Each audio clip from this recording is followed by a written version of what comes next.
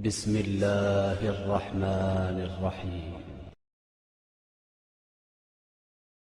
سمع الله قول التي تجادلك في زوجها وتشتكي إلى الله والله يسمع تحاوركما إن الله سميع بصير.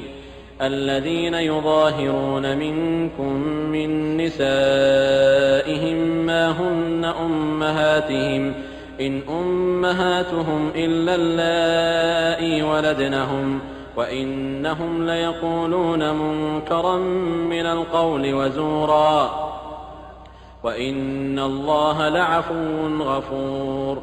والذين يظاهرون من نسائهم ثم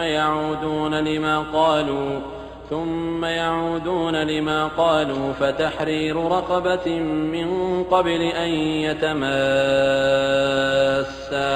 ذلكم توعظون به والله بما تعملون خبير.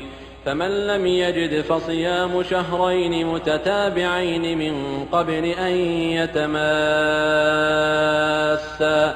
فمن لم يستطع فإطعام 60 مسكينا ذلك لتؤمنوا بالله ورسوله وتلك حدود الله وللكافرين عذاب أليم.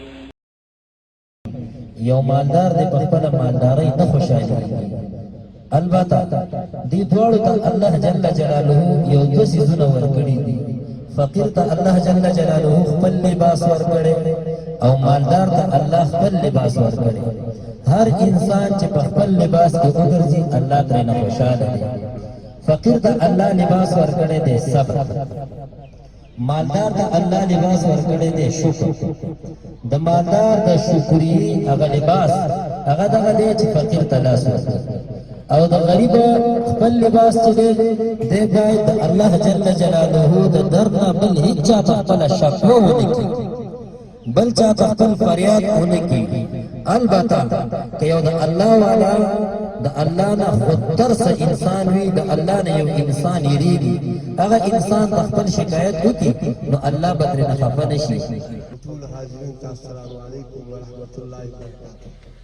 ډېر ښه راغی هغه څه چې د ولسوال صاحب په هدایت باندې دا وجود زه غوښتنه چې د کونړۍ رکاب ته لاړم په هماغه سال باندې سیلاب راغلی او دا د احساس په بنیاد باندې راغی او ورته چې کونړۍ همدغسې نورو مرجعو ته یې خبرونه ورته چې هغې هم کومک کړی دی او ما ته دا خبره هم یاده کړه او موږ خپل مربوطه مرجع ته خبر ورکړ همدغه کسانو چې په کامه کې سرپناه نه لري، که څوک چې په فلاني ځای کې ډېر خلک دي دا دروغ خبره ده، همدا شناس کسان دي همدغه خلک سرپناه نه لرله او الحمدلله هغوی دواړه موږ سره ډېر برابرولو همکاري وکړه او بس دا دی چې عملي تاسو کولې. موږ چې ټول کارونه کوو هغه به د دولت په وړاندې د ملت په وړاندې د علما کرامو په وړاندې کوو او په پوره صداقت کې کوو او دا ټول په موږ حق لري.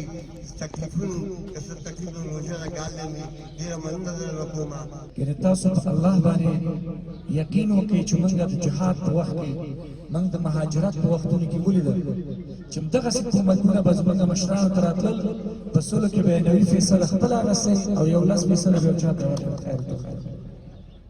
او هغوی ډېر غټ غټ مشران خو نن د جناب حاجي صاحب سره بغیر د الله نه بل څوک محاسبه هم نه کوي. خو کله چې انسان د الله نه وډار شي په هېڅ یو کار کې په هغه څه کې چې الله پرې خفه کېږي ناراضه کېږي هغې کې دخل کوي. دون الله ورسوله كبتوا كما كبت الذين من قبلهم وقد أنزلنا آيات بينات وللكافرين عذاب مهين. يوم يبعثهم الله جميعا فينبئهم بما عملوا أحصاه الله ونسوه والله على كل شيء شهيد.